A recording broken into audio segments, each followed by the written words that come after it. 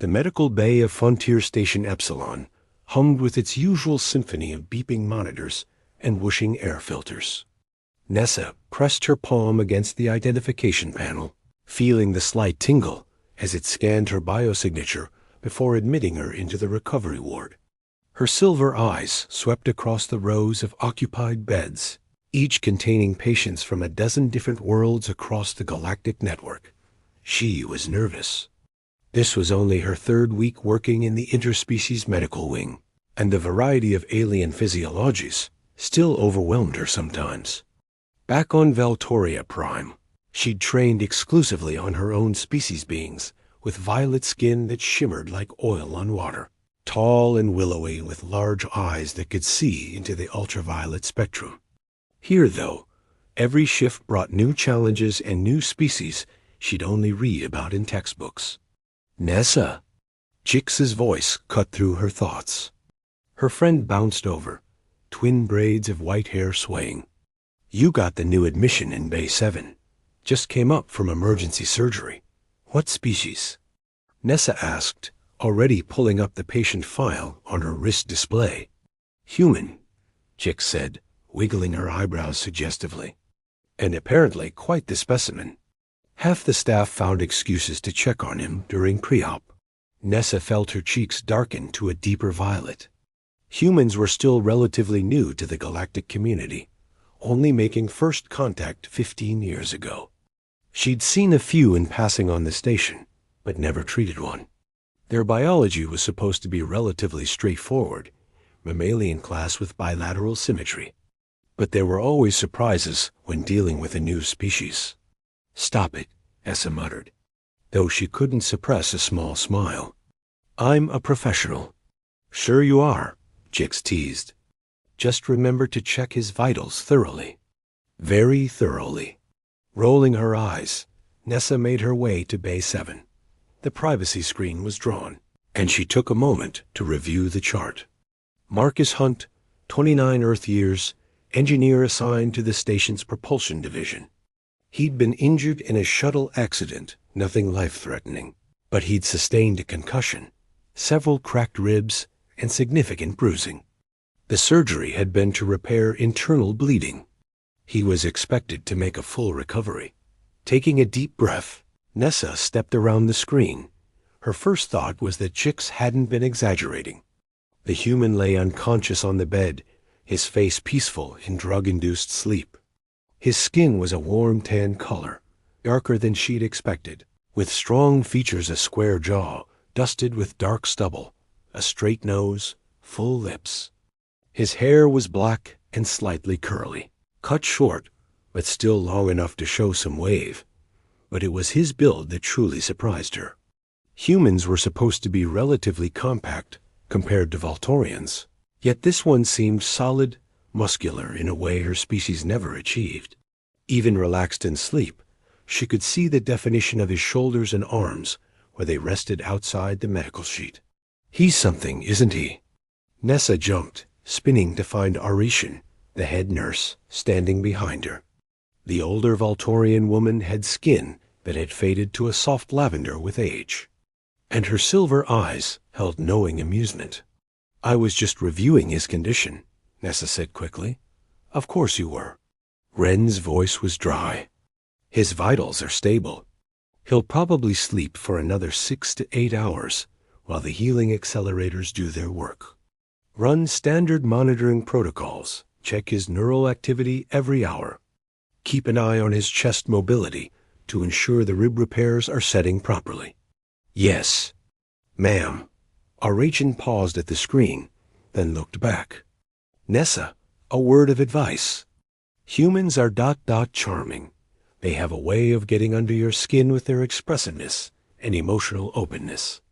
Don't let that compromise your professional judgment. Nessa felt her face heat again. I won't. After Arachan left, Nessa busied herself with setting up the monitoring equipment. She tried to focus on the medical aspects, the readings on the neural scanner, the respiratory rhythm, the cellular regeneration rates showing on the medbed display. But she kept finding her gaze drawn back to the human's face. There was something about him, even unconscious. Maybe it was just the novelty humans still had that exotic quality on the station. Or maybe it was the surprisingly delicate length of his eyelashes, the way his chest rose and fell with each breath, the intriguing landscape of his body that was so different from any Valtorian male she'd known got an hour into her monitoring. Something unexpected happened. She was checking the dermal regeneration on his arms, running the medical scanner over his skin to ensure no internal bleeding had resumed, when she noticed changes in his vital signs. His heart rate increased slightly, his breathing deepened, and Nessa froze, staring at the sheet covering his lower body. There was definite movement there, a visible change in topology that hadn't been present moments before. Panic seized her. Was this a symptom of internal bleeding? Some kind of fluid buildup? She grabbed the scanner, her hands shaking slightly as she moved it down his body, trying to get a reading on what was happening. The scanner showed increased blood flow to his pelvic region, tissue engorgement, but no signs of trauma or hemorrhaging. In fact, all the readings suggested this was somehow ... normal. Nessa bit her lip, staring at the obvious tent forming in the sheet. She'd studied human anatomy, but the textbooks had been clinical, focused on medical concerns. They'd mentioned human reproductive organs in passing, but she'd never imagined ... double quotes, is everything all right? Wren's voice made her spin around, nearly dropping the scanner. I think. Nessa's voice came out as a squeak. She cleared her throat. I think there might be a problem. The patient is experiencing unusual swelling in his lower extremities. Arachin walked over, glanced at the monitor readings, then at the patient, and to Nessa's complete mortification, burst out laughing.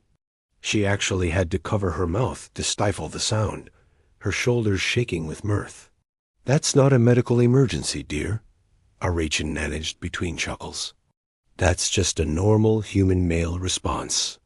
Their anatomy is quite reactive even during sleep.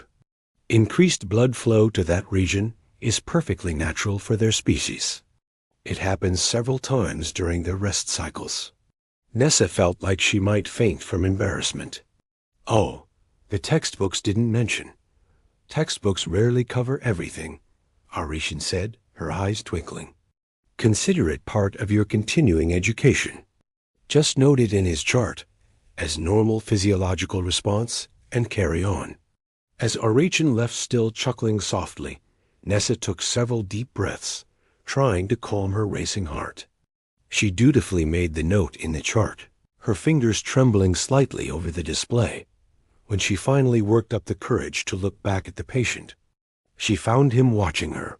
His eyes were open a startling shade of deep brown that seemed to catch the light like polished wood. For a moment, they simply stared at each other, and Nessa felt her breath catch in her throat. Hi, he said, his voice rough with sleep, but carrying a warm, slightly amused tone. I'm guessing from your expression that human biology just gave you a surprise? Nessa's face blazed violet. I'm so sorry. I didn't mean to disturb you. I was just monitoring your condition. Hey, it's okay, Marcus said, pushing himself up slightly on the bed with a wince. Not your fault. I'm sure we're pretty weird compared to what you're used to. He smiled, and it transformed his entire face, crinkling the corners of those remarkable eyes. I'm Marcus. You must be my nurse? Nessa, she managed, trying desperately to regain some professional composure. And yes, I'll be overseeing your recovery. How are you feeling? Like I got hit by a shuttle, he said wryly, then paused. Oh wait, I did get hit by a shuttle. Or at least thrown around inside one, pretty violently. His smile turned slightly sheepish. How bad is it? Grateful for the return to familiar medical ground, Nessa pulled up his chart. You had internal bleeding that required surgery, but the repairs went well. Several broken ribs, though the bone knitters have already started healing those. A moderate concussion. You'll need to take it easy for at least a week. No returning to engineering duties until you're cleared. Marcus groaned dramatically. A whole week? I'll go crazy with boredom. Better bored than dead, Nessa said primly, though she couldn't help the small smile tugging at her lips. Fair point. He studied her for a moment, his gaze curious but not uncomfortable. I've never been treated by a Valtorian before. Your people are beautiful like living artwork. The compliment caught her off guard, sending a flutter through her chest that had nothing to do with medical professionalism. Thank you, she said softly. You should rest now. Your body needs time to heal. Will you be here when I wake up? There was something hopeful in his voice that made her pulse quicken. I'm on shift for another 6 hours, Nessa said.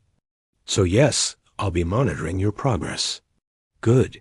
Marcus's eyes were already drifting closed again, the medications pulling him back under. Looking forward to getting to know my guardian angel, ... As his breathing deepened into sleep, Nessa stood there, her heart beating faster than it should. This was going to be a complicated recovery, she could already tell. Not because of his injuries. Those were straightforward enough. No. It was going to be complicated because of the way her skin seemed to tingle when he smiled at her. The way those brown eyes made her forget every professional protocol she'd ever learned. She was in trouble. Beautiful, exciting, terrifying trouble. The next morning, Nessa arrived for her shift with an unusual flutter of anticipation in her chest. She'd spent half the night thinking about Marcus Hunt, his warm brown eyes, that disarming smile, the way he'd called her a guardian angel. It was unprofessional, she knew, but she couldn't seem to help herself. Someone looks excited, Jix commented, falling into step beside her as they entered the medical bay. Wouldn't have anything to do with a certain human patient, would it? I'm just committed to providing excellent care, Nessa said, though she knew her darkening violet cheeks betrayed her. Jix laughed. Right, excellent care. Is that what we're calling it now? She bumped Nessa's shoulder playfully. Come on, I saw him when they brought him in. Those eyes? That build? If I weren't already involved with Cress, I'd be volunteering for every shift too. I'm not, Nessa started to protest. But Jix just gave her a knowing look. Honey, you've checked the duty roster 3 times to make sure you're assigned to Bay 7. Just admit it, you're interested. Nessa sighed. Fine, maybe a little, but it doesn't matter. He's a patient, and I'm his nurse. That's all it can be. For now, Jix said with a wink before heading off to her own assigned wing. Nessa took a moment to compose herself before approaching Bay 7. She pulled up Marcus's overnight readings on her display, all normal. Vitals stable, healing progressing well. Taking a deep breath, she stepped around the privacy screen. Marcus was awake, sitting up in bed with a datapad in his hands. He looked up as she entered, and that smile bloomed across his face again, making her heart skip. Morning, Nessa, he said warmly. I was hoping you'd be back. Good morning, Marcus. How are you feeling today? She moved to check the monitors, very aware of his eyes following her movements. Much better, actually. Whatever magic medicine you people use, it's incredible. I barely feel the ribs anymore. He shifted slightly, then winced. Okay, I feel them a little. But compared to yesterday, night and day. The healing accelerators are very effective, Nessa said, scanning his vital signs. Everything looked good. But don't push yourself. The tissue is still knitting together. You need to rest. I'm terrible at resting, Marcus admitted. I'm more of a tinker with things until they work better kind of guy. Speaking of which, he held up the datapad. I've been reading about Valtorian culture. Did you know you can see in ultraviolet? That's amazing. Nessa felt a pleased warmth at his interest. It's useful in medical work. We can see subcutaneous blood flow and cellular activity that other species can't. That must make humans look strange to you, Marcus said, tilting his head. What do I look like in ultraviolet? The question caught her off guard. In truth, she'd been trying not to look at him that way. It felt too intimate somehow. But now, with his curious gaze on her, she let her vision shift slightly. Her breath caught. In the UV spectrum, Marcus's skin showed patterns of heat and blood flow like a living map. She could see the warmth concentrated where his injuries were healing, the pulse of his heartbeat visible in his neck and wrists. And she looked away quickly other areas of increased circulation. You're very bright, she said, feeling her face heat. Humans run warm compared to us. Your metabolic rate is higher. Is that a good thing? There was something playful in his voice. It's just different. She busied herself checking the medbed settings. Nothing good or bad about it. Different can be good, though. Marcus leaned back against his pillows. I think your people are fascinating. The way your skin catches the light, those incredible eyes. And you're much taller than humans? What are you? About 6.5 feet? 6'7" in Earth measurements, Nessa confirmed. She was actually on the shorter side for a Volturian female, but most humans seemed tiny to her. Marcus, though, was tall for his species, maybe 6 feet even. Does the height difference bother you? Are you kidding? It's great. I've always thought tall women were attractive. He paused, then added with a slightly sheepish grin. Sorry, that was probably inappropriate. You're my nurse, not someone I should be flirting with. Nessa's heart hammered. You're flirting with me? Was it that subtle? Marcus laughed. Yeah, I definitely am. You're beautiful, kind, and you haven't run away screaming at human weirdness, which I appreciate. But I understand if that's crossing a line professionally. She should shut this down. Should remind him of proper patient-caregiver boundaries. Should definitely not be feeling this giddy about his confession. It's unconventional, she said carefully. But not unwelcome. Marcus's face lit up. Yeah? So if I asked you to tell me more about yourself, not medical stuff, just you, would that be okay? Nessa glanced toward the ward entrance, then pulled up a chair beside his bed. I suppose I can spare a few minutes. What do you want to know? Everything, Marcus said immediately. What's your homeworld like? What made you want to be a nurse? What do you do when you're not working? Favorite food? Hobbies? I want to know what makes Nessa tick. His genuine interest warmed something deep in her chest. Valtoria Prime is beautiful, mostly ocean with floating cities. I became a nurse because I wanted to help people, and working here lets me learn about so many different species. When I'm not working, I enjoy reading, especially xenobiology texts. And I love swimming. There's a zero-gravity pool on the station that mimics oceanic conditions. A zero-G pool? That sounds incredible. Marcus leaned forward, engaged.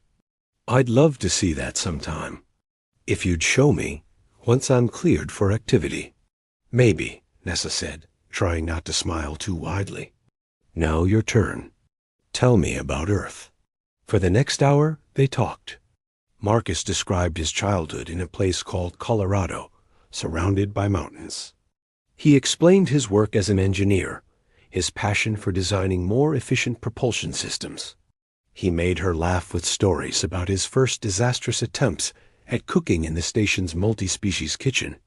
So there I am, Marcus said, gesturing animatedly despite the obvious twinge it caused his ribs.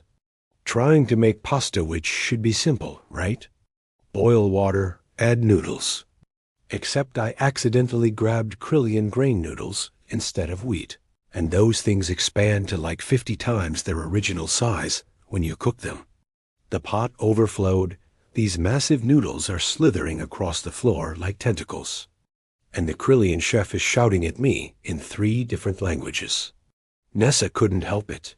She burst out laughing, the sound bright and genuine. What did you do? Spent 4 hours cleaning the kitchen and learned a very important lesson about reading labels carefully. Marcus grinned.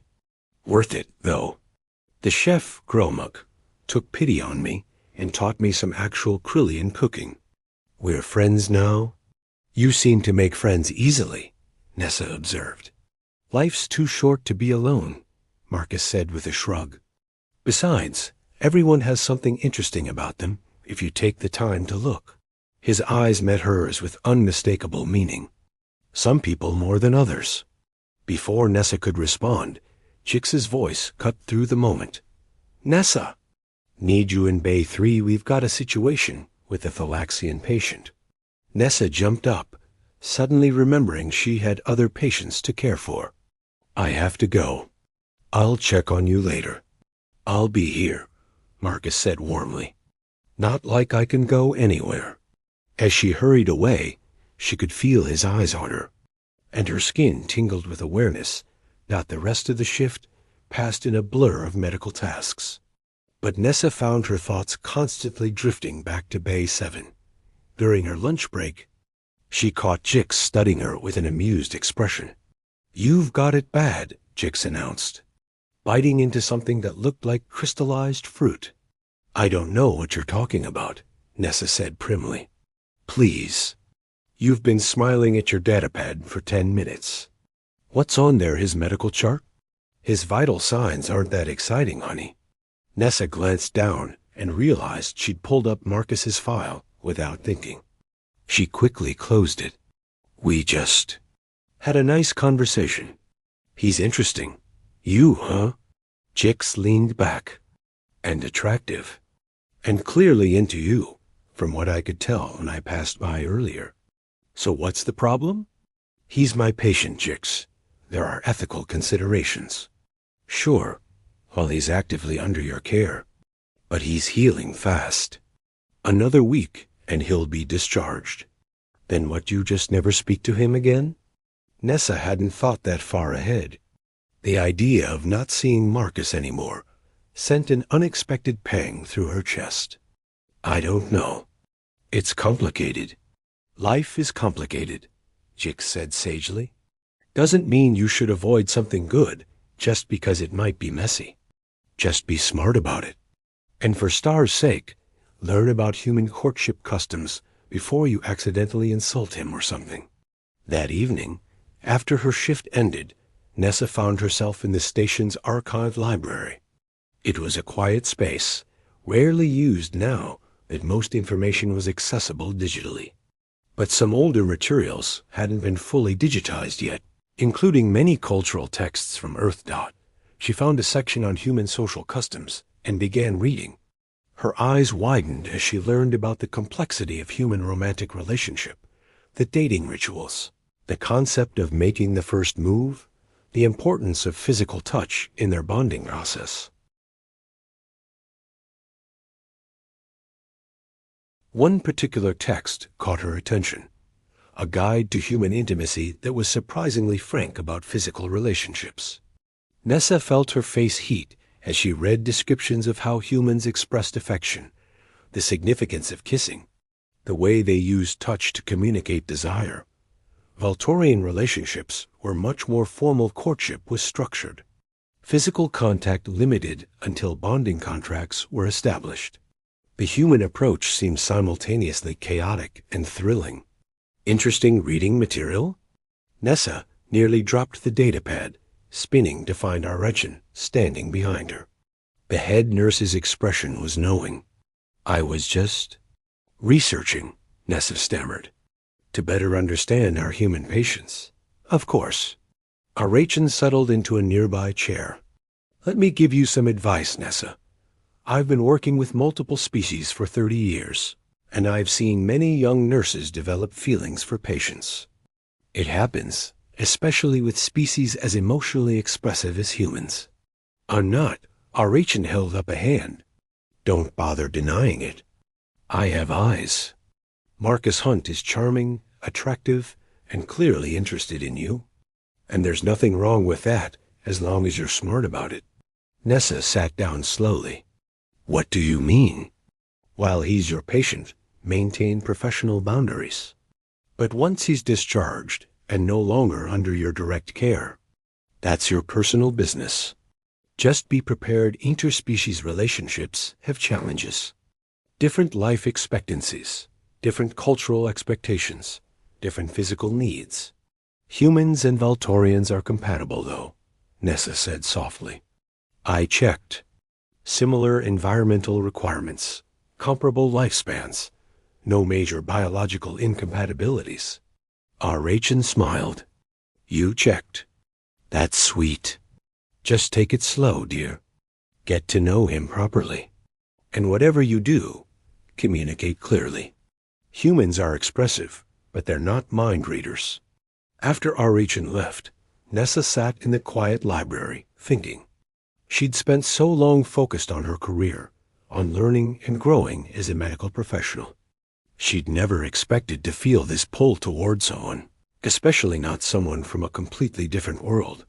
But Marcus made her laugh, made her curious, made her want to know everything about his culture, his world, his life. The way he looked at her made her feel beautiful and fascinating. Not just competent, her communicator chimed with an alert abnormal readings from Bay 7. Heart racing.